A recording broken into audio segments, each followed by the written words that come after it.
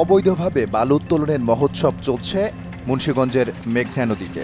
বিশেষ করে মুন্সিগঞ্জ সদরের চর বাংলা বাজার, ভাসানচর, কালীরচর ও গজারিয়ার ইমামপুরের সোলানি সহ গুয়াগাছিয়া এলাকায় অবৈধভাবে চলছে এসব বালু উত্তোলন।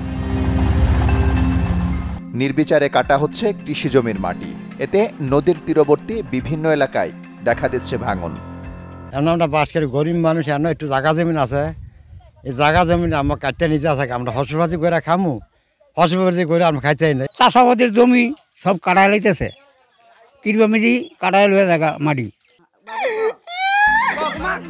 মেঘনায় অবৈধ এই মাটি কাটা নিয়ে প্রায় সংঘাত, সহিংসতা সহ প্রাণহানির মতো ঘটনা ঘটছে এখন মুন্সিগঞ্জের চরাঞ্চলে। আইনশৃঙ্খলা বাহিনীর তথ্য বলছে, গেল এক মাসে দুই পক্ষের ৬টি সংঘর্ষের ঘটনা ঘটেছে।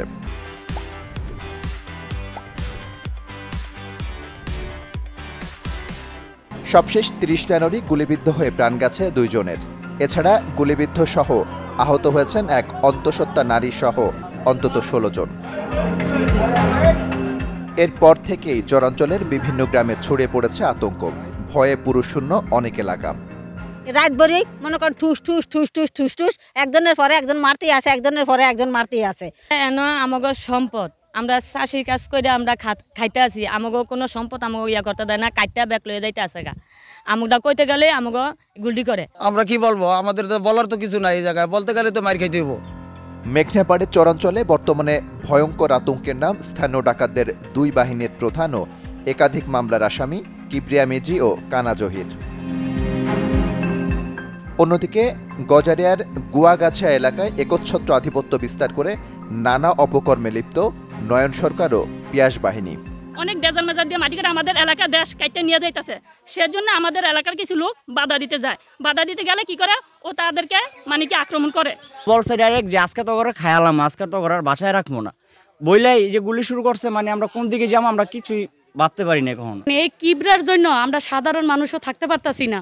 ঠিক আছে, নদীতে নামে ওরা গোলাগুলি করে, ওইখানে সাধারণ মানুষ মাইরে ফেলায়। আনারা আইন মতন আনারা যদি বিচার আমাকে করেন তাহলে আমরা এই দেশ এলাকায় থাকতে পারবো, নাহলে থাকতে পারতাম না। এদিকে চলমান পরিস্থিতির কথা স্বীকার করে প্রশাসন ও আইনশৃঙ্খলা বাহিনী বলছে, তালিকা করা হয়েছে চিহ্নিত অপরাধীদের। শিগগিরই কঠোর ব্যবস্থা নেওয়া হবে। তবে এসব ঘটনায় কথা বলতে রাজি হয়নি নৌ পুলিশ। আমরা কিন্তু এলাকা থেকে বিভিন্ন কারা এই কাজগুলো করছে সেই নিউজগুলো আমরা পাই এবং আমরা সেগুলোকে টার্গেট করে আমাদের অ্যাকশন প্ল্যান সাজাচ্ছি। এ পর্যন্ত যাদেরকে আমরা টার্গেট করেছি আমরা তাদেরকে ধরতে পেরেছি অনেককেই, এবং অনেকগুলো অভিযান সফলও হয়েছে। আমরা জেলা পুলিশ, নৌ পুলিশ, কোস্টগার্ড এবং জেলা প্রশাসনের সাথে সমন্বয়ের মাধ্যমে আমাদের অভিযান চলমান রয়েছে এবং আগামী দিনগুলোতে এই অভিযান আরও জোরদার করা হবে। গত এক মাসে মেঘনায় অবৈধ বালু উত্তোলনে সংঘাত, সহিংসতার ঘটনায় মুন্সিগঞ্জ সদর ও গজারিয়ায় বেশ কয়েকটি মামলা ও লিখিত অভিযোগ দায়ের করেছেন ভুক্তভোগীরা। তবুও ধরাছোঁয়ার বাইরে রয়েছে মূল অভিযুক্তরা। Desk report, channel 24।